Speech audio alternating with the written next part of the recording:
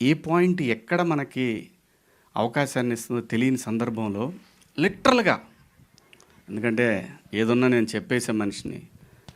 So నాకు ఆ పరిస్థితుల్లో నేను ఫ్యామిలీని రన్ చేసే పరిస్థితి కాదు. ఊళ్ళో ప్రాపర్టీలు ఉన్నాయి, కానీ ఆ పరిస్థితి కాని సందర్భంలో నాకు ఈటీవీ బాపినీడి గారు, ఆ సంస్థ నాకు అవకాశం ఇచ్చి మళ్ళీ ఈరోజు మీ అందరి ముందు నిలబడటానికి కారణమైంది. అది ఎప్పటికీ మనం పోయే మన లాస్ట్ బ్రెత్ వరకు కూడా మనం మర్చిపోలేనటువంటి నేను ఒక సంఘటన అది. సో అలా వాళ్ళు నాకు సినిమా అప్పచెప్పారు. అదే ఈ సాంప్రదాయాన్ని సుప్పిని శుద్ధపోసని. సుధీర్ కొత్త అయినా కూడా కథ బాగా చెప్పాడు, ఖచ్చితంగా తీస్తాడు అనుకున్నా. బట్ నేనేంటంటే నేను ప్రతి ఒక్కటి దగ్గర నుండి చూసుకోగలనే ధైర్యం నాకు. చిన్నపిల్లలు మనం గట్టిగా చెప్పి కూడా చేయించుకోవచ్చు, ఆ ధైర్యం ఉంది నాకు. అలాగే ఈ సినిమా నడిచింది. అలాగే కెమెరామెన్, ఫస్ట్ ఒక కెమెరామెన్ ఉన్నాడు, కానీ మాకు కొంచెం గ్యాప్ వచ్చేసి ఆయన వెళ్ళిపోయిన తర్వాత మళ్ళీ తన ద్వారానే నేను ఏది కూడా ఎడిటర్ అయినా ఏ టెక్నీషియన్ అయినా తనకి నచ్చిన వాళ్ళనే నేను పెట్టాను. ఎందుకంటే వాళ్ళ కోఆర్డినేషన్ బాగుందనుకో ఆటోమేటిక్గా అన్నీ సెట్ అవుతాయి. అలాగే రిత్విక్ వచ్చాడు అనమాట. రిత్విక్ది కూడా ఏ విషయమైనా సరే, ఈ కథ విషయం కానీ, ఈచ్ అండ్ ఎవ్రీథింగ్, ఆర్టిస్టులు కానీ, టెక్నీషియన్లు కానీ, సాంగ్ కానీ, ఏదైనా సరే ఎవ్రీథింగ్ మనం వెనక్కి చెప్పే చేస్తాం. ఎందుకంటే వాళ్ళు రెస్పాన్సిబిలిటీ ఇచ్చినప్పుడు చెప్పాల్సిన బాధ్యత మన దగ్గర ఉంటుంది. అలా ఈ సినిమా చేయటం జరిగింది. ఈ సినిమాకి ఇంకా చాలామంది పనిచేశారు బ్యాక్గ్రౌండ్లో. డైరెక్షన్ డిపార్ట్మెంటు, అలాగే డిఓపి, ఆర్ట్ వాళ్ళు, ఆర్టిస్టులు. ఈ సినిమాలో మీరు చూస్తే, ఈ సినిమాలో ఒక నాకు కూడా తెలీదు అలా ఉంది సినిమా అనే విషయం నాకు తెలీదు. మీరు ప్రతి సీన్లో ఒక కొత్త ఆర్టిస్ట్ని చూస్తారు. అందరు కూడా ఫెమిలియర్, బాగా పాపులర్ ఆర్టిస్టులే. ఒక 30 మంది పైనే ఉంటారండి.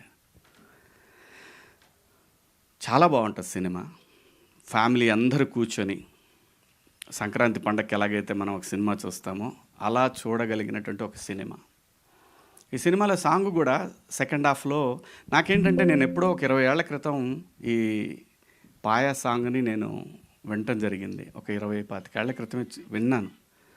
అది సయ్యద్ షాబుద్దీన్ గారు అని ఓల్డ్ సిటీలో ఉంటారు, ఆయన స్టాండప్ కమెడియన్ అని. ఆయనది ఈ సాంగ్ యాక్చువల్గా.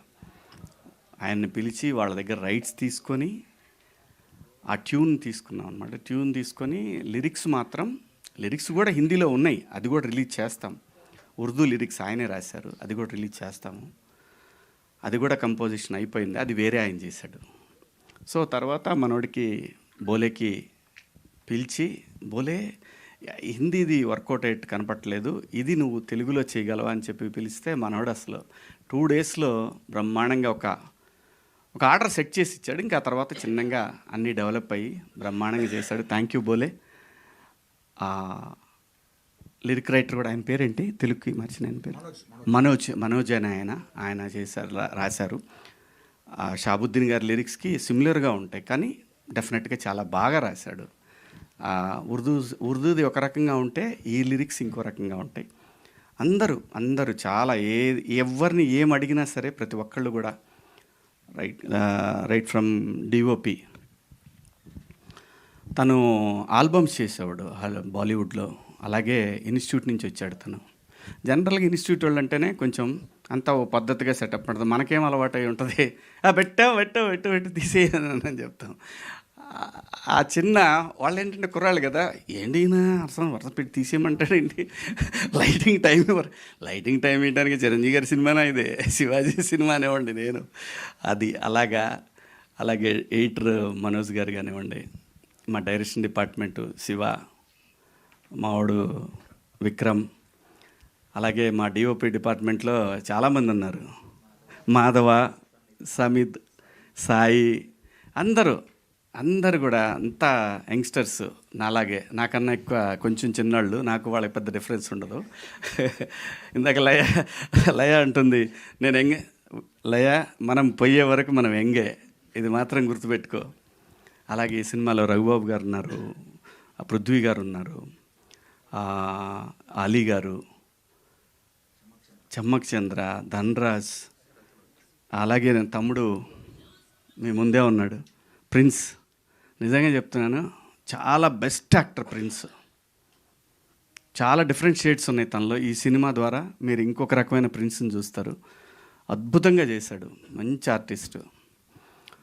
ఇలా చెప్పుకుంటూ చాలామంది ఉన్నారు. చమ్మక్ చంద్ర ఉన్నాడు, రాకెట్ రాఘవ, చిత్రం సీను, ఇమ్మాన్యుయల్, మొత్తం మీకు 45 సీన్లు ఎన్నో ఉంటే 45 మంది ఆర్టిస్టులు కనబడతారు మీకు. ఎక్కడ కూడా ఒక్కళ్ళు కూడా రిపీట్ అయినట్టు కనిపించదు ఏ సీన్లో కూడా. ఆర్టిస్టులు కానివ్వండి, టెక్నీషియన్లు కానీ ప్రతి ఒక్కళ్ళు కూడా చాలా బాగా కోఆపరేట్ చేశారు. కాబట్టి ఈ సినిమాని అనుకున్న దానికన్నా ఒక 7-8 రోజులు ఎక్స్ట్రా పడింది అంతే తప్ప కరెక్ట్గా యాజ్ ఇట్ ఈజ్ ఏమైతే అనుకున్నామో అన్ని రోజుల్లోనే చేశాము. నాకు ఈటీవీ విన్ సాయి గారు కానివ్వండి, మా ఏదైనా సరే ఒక మాట మీద అనుకొని పోతూ ఉంటాం అంతే తప్పితే పంతాలు పెట్టుకునే పరిస్థితి అయితే లేదు ఈ సినిమాకి ఖచ్చితంగా. ఎందుకంటే ఎనీడే ఇది విన్ సినిమా అంటే వాళ్ళ ఫండింగ్తో నేను చేసిన సినిమా. నా దగ్గర డబ్బులు లేవు, డబ్బులు లేకుండా వాళ్ళ దగ్గరికి వెళ్ళినప్పుడు నాకు వీళ్ళు నన్ను ప్రొడ్యూసర్గా సినిమా చేయమని ఇచ్చారు. అలాగే లయ గురించి ఎంత చెప్పినా తక్కువేనండి. ఎంత చెప్పినా సరే 6 గంటలకి 6:30కి షాట్ తీయాలంటే తను 3:30కి వచ్చింది లొకేషన్కి, అర్లీ మార్నింగ్. అలాంటి సందర్భాలు తను చేసినన్ని రోజులు ప్రతిదీ చెప్పుకోవచ్చు. అంత బ్రహ్మాండంగా కోఆపరేట్ చేసి ఈ సినిమాని ఎలాగైనా సరే ఇది ఒక మంచి హిట్ సినిమా అవ్వాలని తను చాలా కష్టపడింది. ఈ సినిమాకి చాలా సపోర్ట్ చేసింది. Thank you Laya, thank you so much.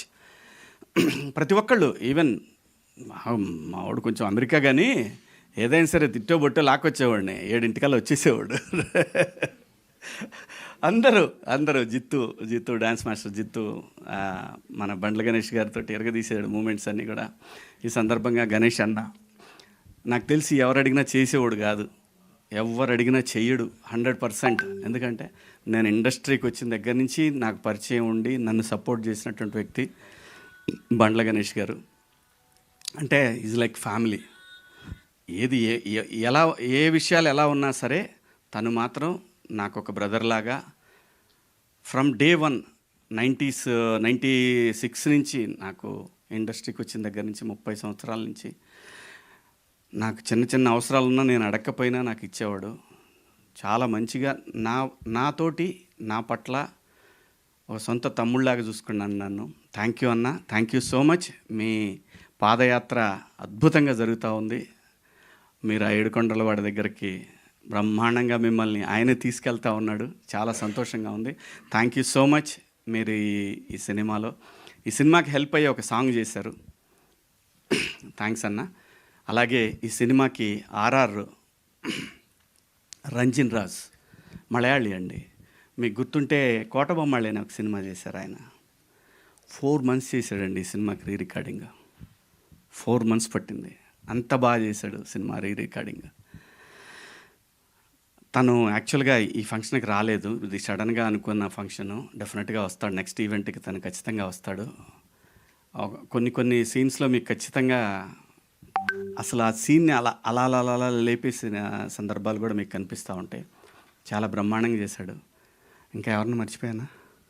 ఇంకెవరున్నారు? ఏడు దా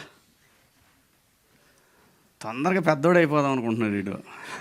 నేను వద్దంట, ఎందుకంటే వీడు ముద్దుగా ఉంటాడు, ఇలా ఉండి చేస్తేనే చాలా సినిమాలు చేస్తాడు. మంచి ఆర్టిస్ట్ అండి. తెలుగు సినిమాలో one of the God gifted acting. దేవుడు తినికి నటుడిగా బతకమని పంపించాడు ఇక్కడికి. తొందరగా నటుడిగా ఎదగాలనుకున్నాడు. వద్దురా నువ్వు కొద్దిగా ఓపిక పడదామని చెబుతున్నాను నేను మా వాడికి. మంచి ఆర్టిస్ట్ అండి. ఎప్పుడు ఫోన్ చేసినా సరే వాళ్ళ అమ్మ నాన్న కూడా బ్రహ్మాండంగా కోఆపరేట్ చేసి, ఎగ్జామ్స్ ఉన్నా కూడా అని అనలేను కానీ ఎగ్జామ్స్ అప్పుడు వాడు ఎగ్జామ్ అయిపోయిన తర్వాత మాత్రం గట్టిగా లాక్కొని వచ్చేసేవాడిని. చాలా బాగా ఇది చాలా సంవత్సరాల పాటు సినిమాలు చేయాలనే కోరిక నాకు. Thank you so much. Thank you Roshan, thank you. అలాగే ఈ సినిమాలో మిత్రుడు కమల్ మొన్న ఎట్లయితే దండోరాలో ఒక మంచి పాత్ర చేశాడో, అలాగే ఈ సినిమాలో కూడా పోలీస్ ఆఫీసర్ క్యారెక్టర్ చాలా బాగా చేశాడు. అలాగే మా అన్న కాదంబరి అన్న, చాలామంది ఉన్నారండి పేర్లు అంటే గబగబా చెప్పమంటే చెప్పలేను కానీ చాలామంది ఆర్టిస్టులు, ఒక 30 మంది పైన ఆర్టిస్టులు ఉంటారు ఈ సినిమాలో.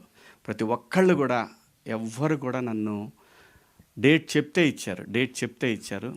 అలాగే మేము చేసిన లొకేషన్లు కానీ, ఒక పోర్ట్లో చేసామండి, ఫోర్ట్లో కొండవీడు. అక్కడ ఫారెస్ట్ టీం కానివ్వండి, వాళ్ళు కానివ్వండి, అందరు ప్రతి ఒక్కళ్ళు కూడా చాలా హెల్ప్ చేశారు. అలాగే అరకు పాడేరు పోలీసులు కానివ్వండి, అరకులో చేసామండి ఒక 5 రోజులు. చాలా చాలా చాలా చాలా చాలా కష్టపడ్డాం. ఒక మంచి ప్రోడక్ట్ అయితే మీరు రేపు 12వ తారీఖు విన్లో చూస్తారు. దయచేసి విన్ ఎట్లయితే మనకి 90లో ఒక కిక్ స్టార్ట్ అయిందో, అలాగే ఈ సినిమాకి నెక్స్ట్ లెవెల్కి వెళ్తుందని ఆశిస్తున్నాను. నేను వెళ్ళాలి కూడా. ఎందుకంటే విన్ అనే ఒక ప్లాట్ఫామ్ ఉంటే, ప్యూర్ తెలుగు ప్లాట్ఫామ్ ఇది ఉంటే, ఖచ్చితంగా చాలామంది కొత్త డైరెక్టర్లకి, చాలామంది ఆర్టిస్టులకి ఇది ఒక పెద్ద బూస్ట్. సో మీరందరూ కూడా రేపు 12వ తారీఖు తర్వాత డెఫినెట్గా ఎవరన్నా సబ్స్క్రైబ్ చేసుకొని వాళ్ళు ఉంటే, ఇండియా, అమెరికా, ఆస్ట్రేలియా, బయట దేశాల్లో ఉన్న ప్రతి ఒక్కళ్ళకి కూడా ఇది అవైలబుల్లో ఉంది, విన్ యాప్. Please subscribe.